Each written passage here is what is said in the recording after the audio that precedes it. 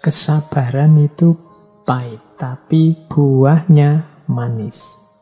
Jadi hidup ini kita bisa mencapai hal-hal besar. Kalau ingin mewujudkan potensi itu, ya kita butuh usaha, butuh perjuangan, butuh upaya, butuh daya. Maka seorang yang ingin sukses, ingin berhasil, termasuk seorang pemimpin, harus punya daya sabar.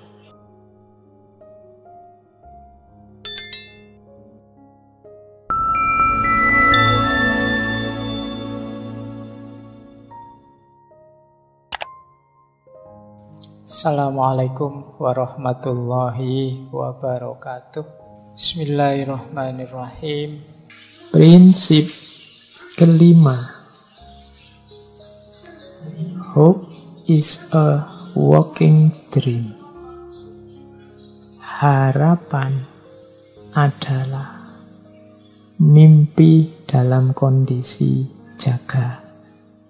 Ya, setiap orang kan punya mimpi. Cuma istilah mimpi ini kan bagi orang yang tidur. Kalau bagi orang yang bangun namanya bukan mimpi, tapi harapan. Cita-cita, keinginan. Jadi seorang pemimpin harus punya harapan. Harus optimis dengan cita-citanya. Ya, banyak orang bilang kita harus berani bermimpi. Ya, cuma kalau mimpi kan dari orang yang sedang tidur. Kalau dari orang yang sedang bangun namanya bukan mimpi, tapi berharap, bercita-cita. Seorang pemimpin harus berani berharap, berani bercita-cita. Pemimpin tidak boleh pesimis. Saya tidak yakin negara kita ini bisa maju, bisa sukses. Saya tidak yakin lembaga kita ini bisa jaya, bisa. Kalau pemimpinnya sudah tidak punya harapan, ya apalagi yang dipimpin. Pemimpin harus mencerminkan sosok yang penuh harapan. Sosok yang punya cita-cita besar. Bahkan tidak sekedar cita-cita, tapi cita-cita yang besar. Kalau sekedar cita-cita kecil, ya kurang manfaat dalam posisinya sebagai seorang pemimpin. Pemimpin itu ya memang harus agak muluk. Target itu kan harus tinggi. Makanya katanya Bung Karno, gantungkan cita-citamu setinggi langit di bintang-bintang. Cita-cita harus tinggi. Kalau cita-citamu pendek saja, ya kamu tidak akan bisa lebih dari itu. Di bawahnya mungkin. Kalau kamu cita-citanya presiden, ya kamu mungkin jadi presiden atau di bawah-bawahnya sedikit. Karena kamu kan berjuang untuk jadi presiden. Tapi kalau kamu cita-citanya hanya jadi jabatan ya RT atau RW misalnya, cukup saya Pak RT saja. Ya, kamu mungkin jadi RT tapi bisa juga di bawahnya. Lebih dari itu kan tidak mungkin, kamu targetnya cuma RT. Kalau sudah jadi RT kamu sudah puas. Ya meskipun jabatan RT bukan berarti tidak mulia, sangat mulia. Tapi gantungkan cita-citamu setinggi langit, setinggi mungkin. Hope. Ini tipe leader yang bagus, yang baik.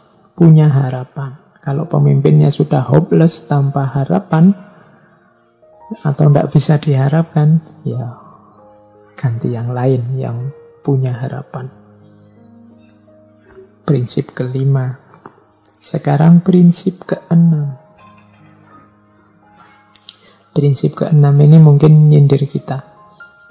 He who cannot be a good follower cannot be a good leader. Ia yang tidak bisa menjadi pengikut yang baik tidak akan bisa menjadi pemimpin yang baik. Ini kita harus memperhatikan quotes dari Aristoteles ini. Pemimpin yang baik adalah pengikut yang baik. Kalau orang tidak bisa dipimpin, sulit dia jadi pemimpin.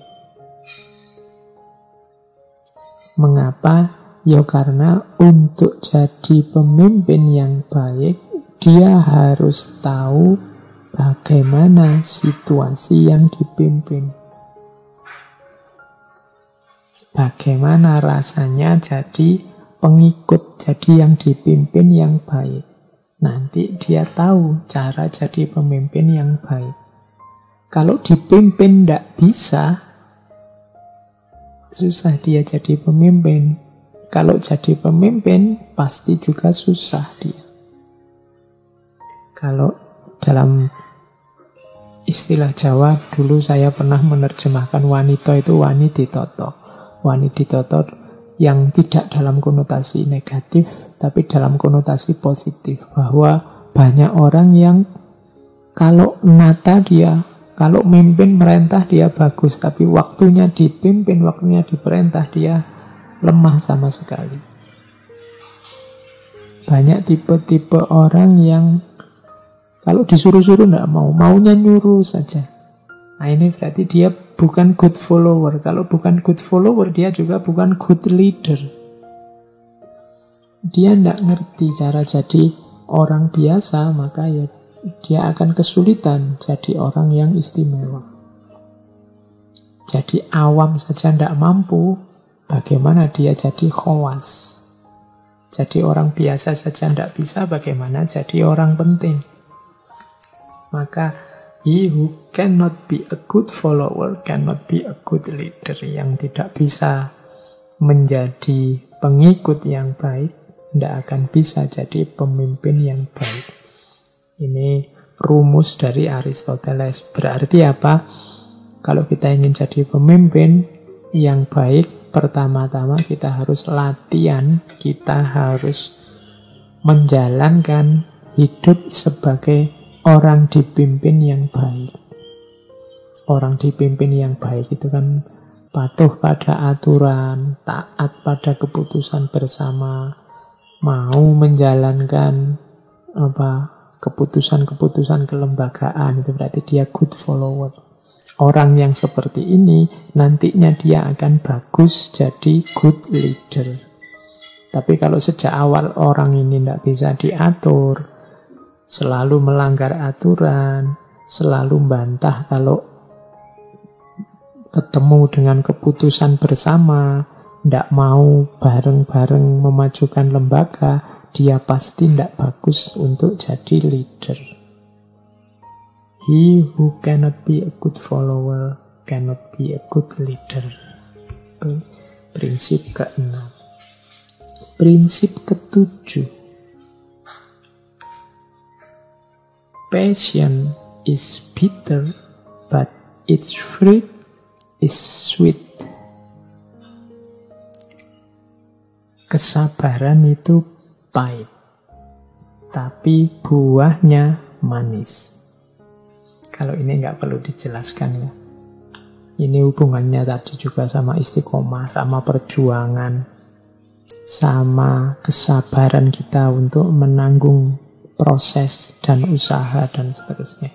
Jadi hidup ini yang untuk kita yang manusia itu beda dengan semua makhluknya Allah yang lain. Kalau makhluknya Allah yang lain itu paket jadi. Kalau manusia itu ada dalam potensi. Jadi dalam potensi itu maksudnya kita bisa mencapai hal-hal besar, tapi masih dalam potensi. Kalau ingin mewujudkan potensi itu, ya kita butuh usaha, butuh perjuangan, butuh upaya, butuh daya, dan lain sebagainya. Kalau tidak ada itu, ya kesuksesannya tidak akan keluar. Maka seorang yang ingin sukses, ingin berhasil, termasuk seorang pemimpin, harus punya daya sabar. Sabar dalam berusaha, sabar dalam berjuang, sabar dalam mengaktualkan yang potensi tadi. Tidak mungkin keberhasilan itu datang tiba-tiba. Kalau teman-teman belajar akhlak tentang sabar, sabar itu kan ada dua. Sabar menanggung hasil sama sabar menjalani proses. Sabar menanggung hasil itu ya kalau ketemu hasil yang tidak diinginkan ya sabar. Kalau ketemu hal yang pahit sabar. Tapi sabar menanggung proses itu ya sabar dalam perjuangan. Jadi sabar untuk harusnya yang lain sedang istirahat, santai-santai rebahan, kita malah kerja. Harusnya yang lain sudah rekreasi, kita malah lembur. Nah ini sabar dalam proses. Harusnya yang lain makan-makan, kita malah puasa. Yang lain tidur, kita malah sholat, ibadah. Ini kan sabar dalam proses. Passion is bitter. Ini pahit memang. Tapi jangan lupa, hanya yang puasa yang menemukan buka puasa. Jadi hanya yang mau menanggung kepahitan inilah nanti yang akan menemukan kemanisannya hidup, buah yang manis. But its fruit is sweet.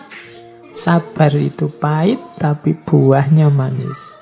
Kalau teman-teman ingin hidup yang meningkat, yang ketemu buah yang manis-manis, ya harus mau menanggung proses yang pahit. Kalau ingin enaknya sendiri terus, ingin nyaman terus, ya ndak ketemu-ketemu buah yang pahit, yang manis tadi. Kenapa kita ndak mau rasa pahit? Kalau ndak mau minum obat yang pahit, ya sakit kita ndak akan hilang. Jadi seorang pemimpin harus punya kesabaran dalam proses. Mungkin dalam perjuangan itu dikritiki orang, diserang kiri kanan, ya sabar. Karena perjuangan ini ya memang tidak mudah. Ada naik turunnya, ada hal-hal yang harus dikorbankan. Mungkin ketemu nyinyiran-nyinyiran, ya enggak apa-apa, nanti kalau sudah berhasil kan buahnya manis. Seperti ceritanya Nabi Nuh waktu membangun perahu. Nabi Nuh itu basicnya bukan tukang kayu, tapi oleh Allah diperintah bangun perahu, ya dibangun pelan-pelan. Berat pastinya bagi Nabi Nuh, dicemooh kiri kanan. Musim kayak gini di negara mana kok ya bikin perahu. Orang melecehkan, orang mencemooh, tapi buahnya manis. Waktu banjir bandang terjadi, satu-satunya tempat selamat, tempat berlindung ya kapalnya Nabi Nuh. Sekarang ketemulah fruitnya, buah dari passion tadi, buah dari sabar menanggung proses. Maka bagi teman-teman yang ini kan yang muda-muda hampir semua sebenarnya fasenya fase perjuangan.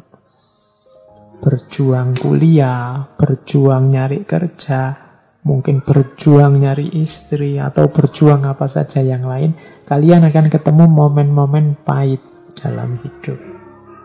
Tapi tidak masalah, pahitmu akan berbuah manis. Kecuali kamu tidak sanggup, tidak mau menjalani rasa pahit itu, ya kamu tidak akan ketemu buahnya. Berarti tidak mau berjuang. Pemimpin yang baik harus siap berjuang dan sabar dalam perjuangan sehingga buahnya nanti manis. Prinsip ke-8 bagi seorang leader. Ini quote juga dari Aristoteles. To avoid criticism, say nothing, do nothing, be nothing. Ini sebenarnya quote nyinyir, quote nyindir kita, yang kadang-kadang anti kritik. To avoid criticism, ya kalau kamu ingin menghindari kritiknya orang, say nothing, tidak usah ngomong apa-apa. Do nothing, tidak usah melakukan apa-apa. Be nothing, tidak usah jadi apa-apa. Ini nyindir kita termasuk para leader, ya jangan alergi dengan kritik. Pertama-tama kita sadari kita itu manusia. yang tidak sempurna. Pasti punya kelemahan-kelemahan, pasti punya kekurangan-kekurangan. Bukalah telinga, bukalah pikiran. Kalau ada kritik-kritik masuk, posisikan kritik itu sebagai jalan untuk perbaikan ke depan.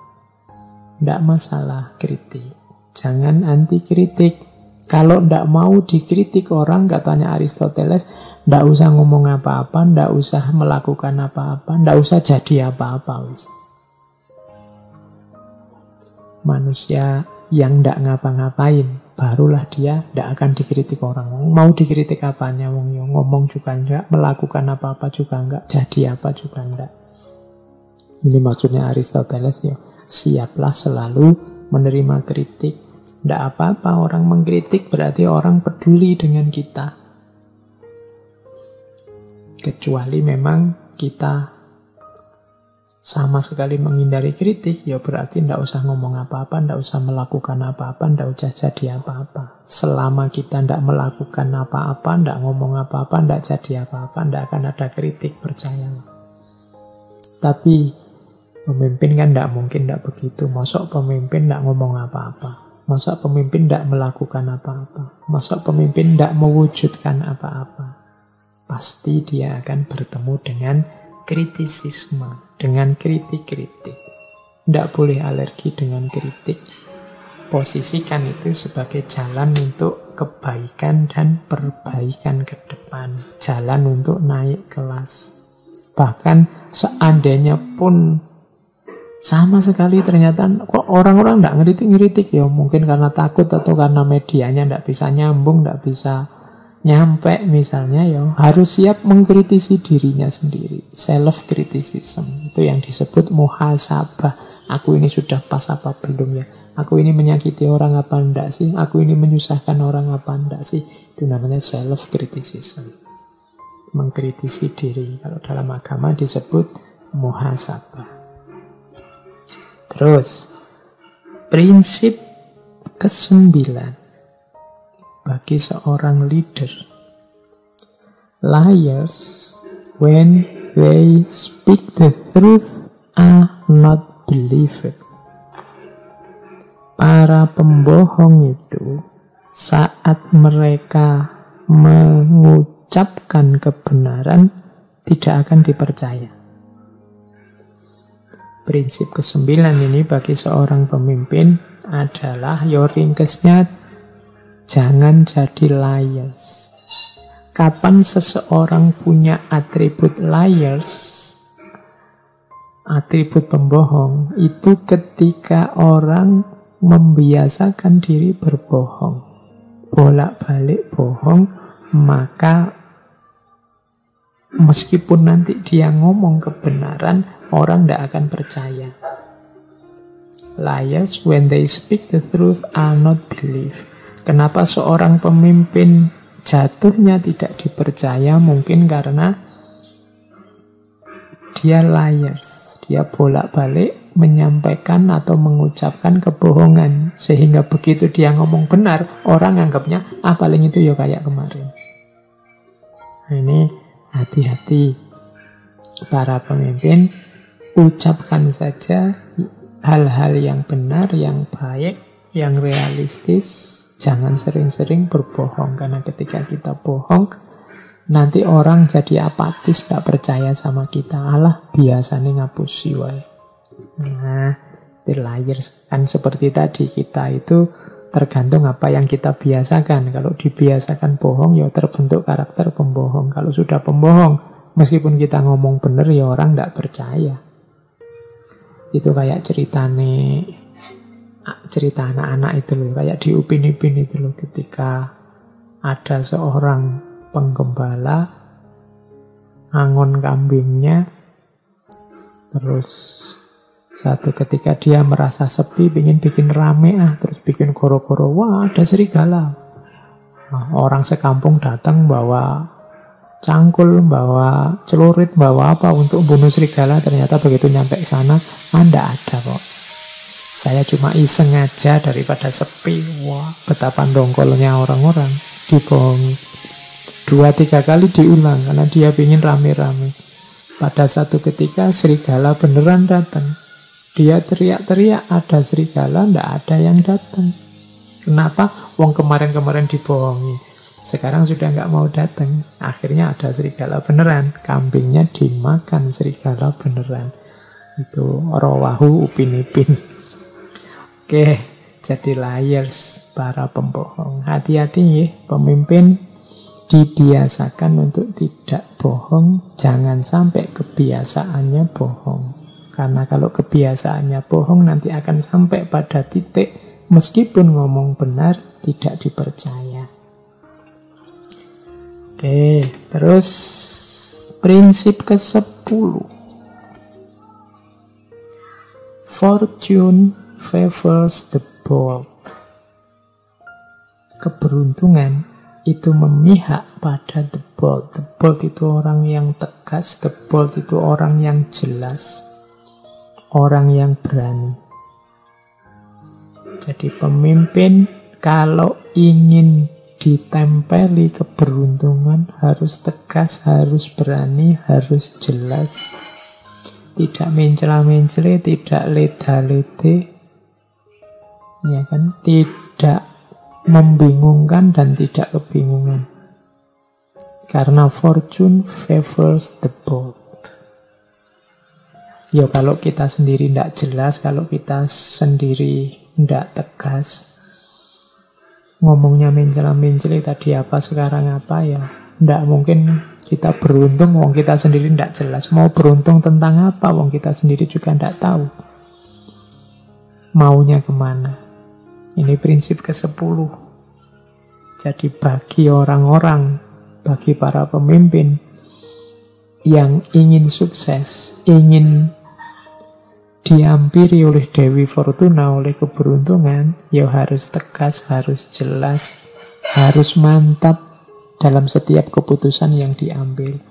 Jangan serba ragu, jangan serba bingung, jangan serba tidak jelas. Harus tegas. Tegas itu berarti memudahkan yang dipimpin, juga memudahkan dirinya sendiri, dan ternyata juga mengundang keberuntungan. Fortune favors the bold. Prinsip ke-10 bagi seorang pemimpin. Ini prinsip ke-11. Menurut saya lanjutannya tadi, fortune favors the bold. Likely impossibility is always preferable to an unconvincing possibility. Jadi ketidakmungkinan yang disukai, yang diminati, yang diinginkan is always preferable. Itu lebih diminati dibandingkan unconvincing possibility, kemungkinan yang tidak meyakinkan, tidak tegas, tidak jelas. Misalnya begini, kita jadi pemimpin, terus matok cita-cita, keinginan yang rasanya tidak mungkin. Misalnya, Indonesia ini 5 tahun ke depan akan memimpin peradaban. Itu kan impossibility dalam tanda petik ya. Wong kita situasinya hari ini masih begini, kalau 5 tahun lagi ya mungkin belum.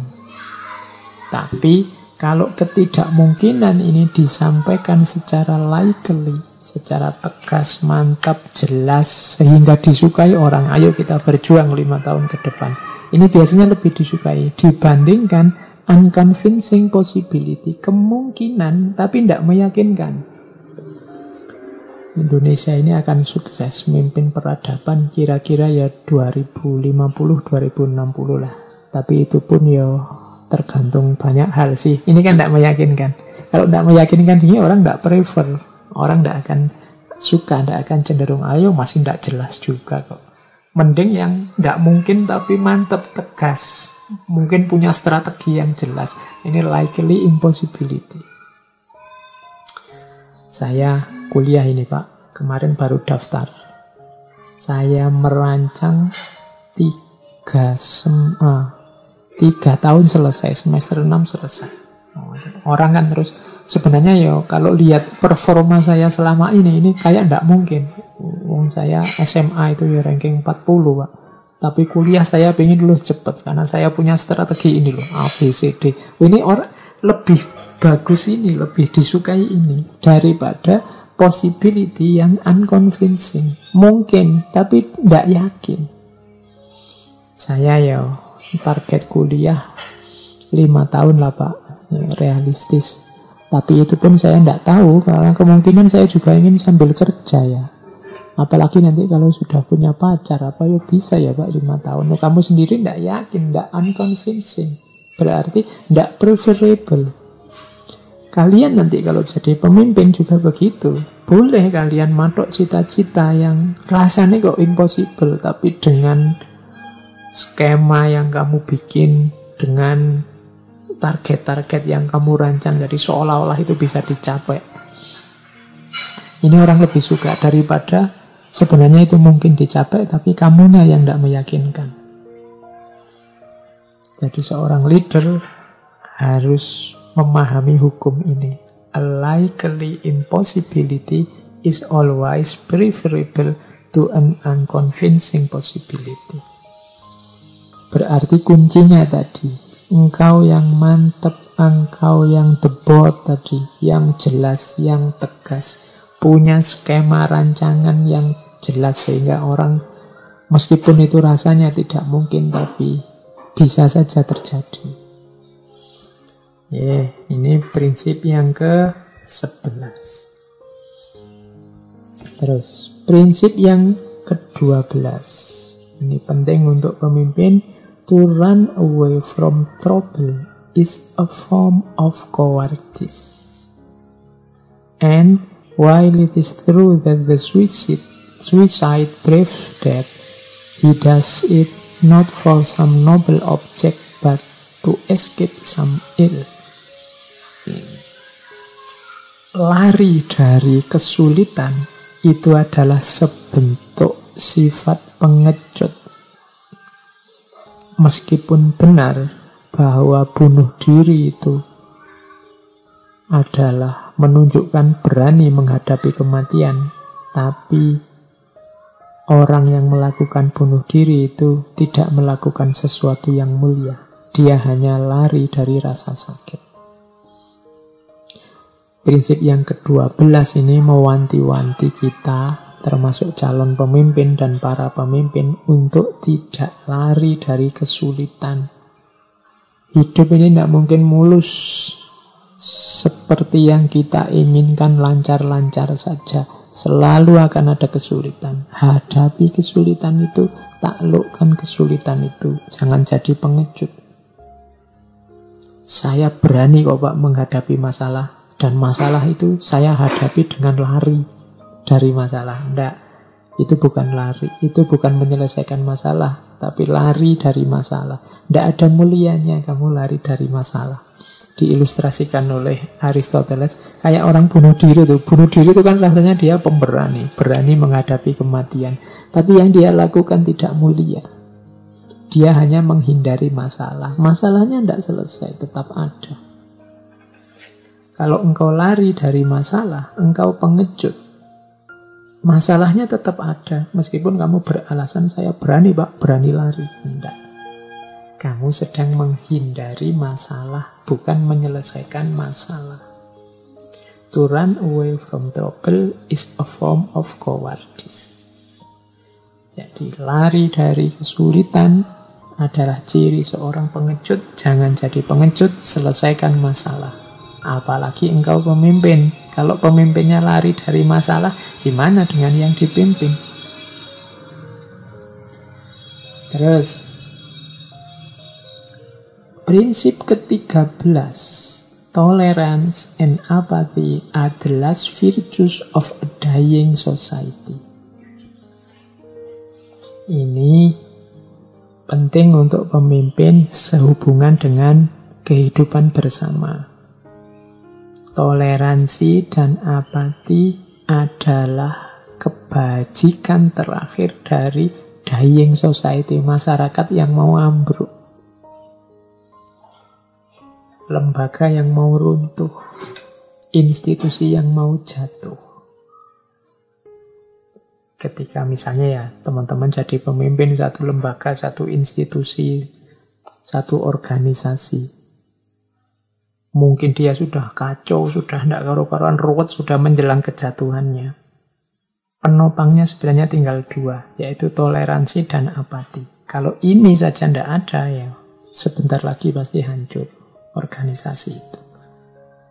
Toleransi itu berarti menerima perbedaan. Jadi toleransi itu senjata terakhir. Kenapa? Karena tidak mungkin kita menghindari perbedaan. Hidup ini plural pasti, macam-macam. Baik secara individual maupun secara sosial. Hidup ini macam-macam isinya. Kalau orang tidak menerima perbedaan, menerima ada yang berbeda, ini sebentar lagi alamat society-nya akan mati. Kehidupan bersamanya akan hancur. Tanpa disangka oleh toleransi.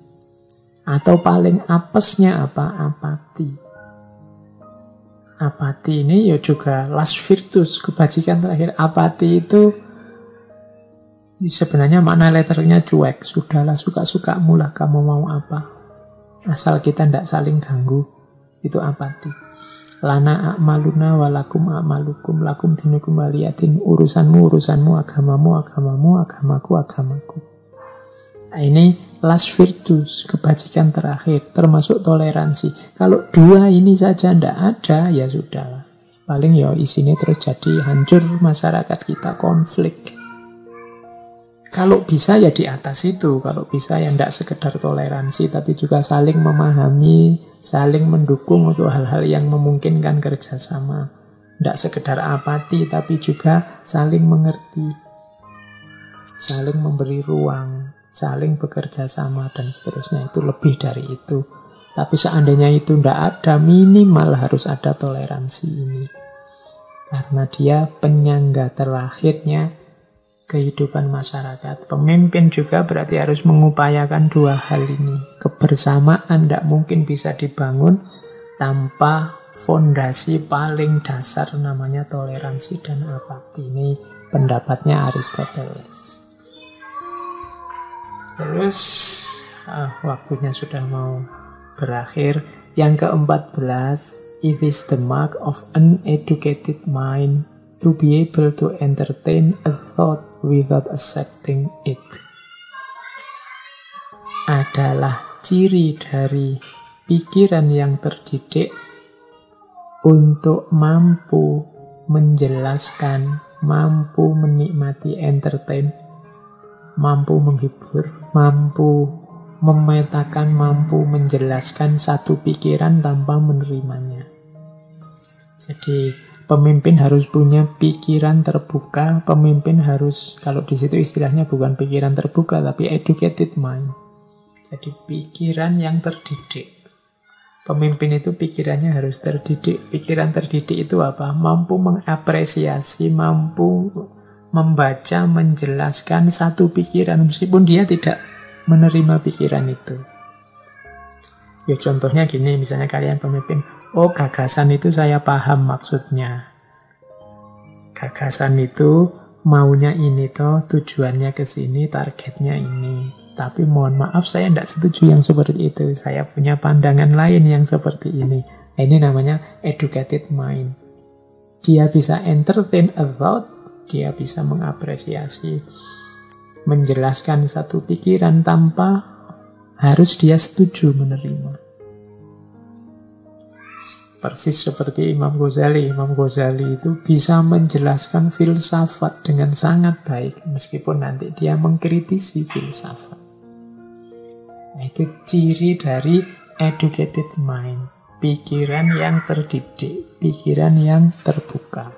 Seorang pemimpin harus punya educated mind, pikiran yang terbuka. Karena dalam lembaga, dalam organisasi yang dia pimpin, pasti di situ banyak pikiran-pikiran lain, gagasan-gagasan lain yang bertumbuhan, maka dia harus mampu untuk entertain, mengapresiasi, memahami, merekonstruksi, meskipun tanpa harus dia menerima. Oke, yang terakhir, prinsip yang ke-15, we make war that we might live in peace. Ini prinsip seorang pemimpin yang terakhir, kadang-kadang memang harus diputuskan sesuatu yang pahit. Kalau di situ misalnya perang, kita melakukan perang agar kita mungkin hidup dalam damai. Itu maksudnya apa? Kadang-kadang seorang pemimpin harus memutuskan sesuatu yang pahit, yang tidak enak. Tapi pastikan keputusan itu akan membawa dampak yang sangat positif sesudahnya. Memutuskan perang oke, tapi pastikan perang ini dilakukan demi kehidupan yang lebih damai yang akan datang. Karena memang hidup ini kadang-kadang perlu pengorbanan-pengorbanan tertentu. Seorang pemimpin harus paham hukum ini. Jangan nyari aman, nyari nyamannya saja. Tidak berani memutuskan, wah khawatir ini kalau ini saya putuskan, ini pahit ini. Kalau pahit, nanti saya tidak disukai, nanti saya tidak dipilih lagi. Nah, ini berarti pemimpin yang tidak berani ngambil resiko. Tidak apa-apa, putuskan saja pahit, asal memang nanti efeknya, dampaknya adalah kebaikan yang justru lebih luas dan lebih dalam. Kadang-kadang kan harus perang, kalau tidak berani perang kita tidak akan merdeka. Kalau tidak merdeka tidak akan seperti ini kehidupan kita berbangsa dan bernegara. Kalau dulu simbah-simbah kita prinsipnya adalah damai saja, serba damai, jangan perang itu kekerasan, tidak akan lahir kemerdekaan seperti ini. Seperti kita nikmati hari ini, tapi keputusan perang diambil demi we may live in peace. Kita mungkin hidup aman, hidup bahagia untuk selanjutnya. Jadi kadang-kadang seorang pemimpin harus berani memutuskan yang pahit, tapi hasilnya adalah kebaikan yang berkali lipat lebih luas dan lebih dalam. Nah, inilah kualifikasi pemimpin ideal versinya Aristoteles. Ada sekitar 15 prinsip yang malam hari ini kita angkat. Harusnya mungkin masih banyak yang lain, tapi dari sini kelihatan bagaimana corak virtuous leader. Jadi pemimpin yang bijaksana versi Aristoteles yang diawali tadi dari practical wisdom. Bagaimana seorang pemimpin harus punya daya kebijaksanaan praktis.